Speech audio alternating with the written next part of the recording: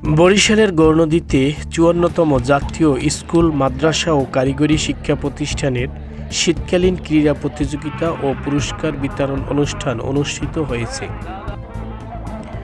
সরকারি গৌরনদী পাইলট মাধ্যমিক বিদ্যালয় মাঠে বুধবার সকাল ১০টায় গৌরনদী উপজেলা মাধ্যমিক শিক্ষা কর্মকর্তা মোহাম্মদ আব্দুল জলিলের সভাপতিত্বে আয়োজিত অনুষ্ঠানে প্রধান অতিথি হিসেবে উপস্থিত ছিলেন গৌরনদী উপজেলা নির্বাহী অফিসার মোহাম্মদ ইব্রাহিম।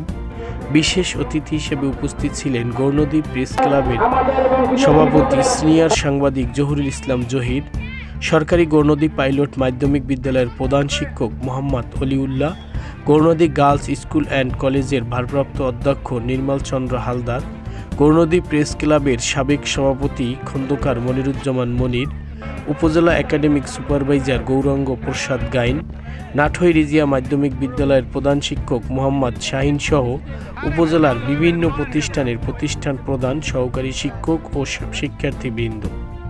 অনুষ্ঠান শেষে বিজয়ী শিক্ষার্থীদের মাঝে পুরস্কার বিতরণ করা হয়।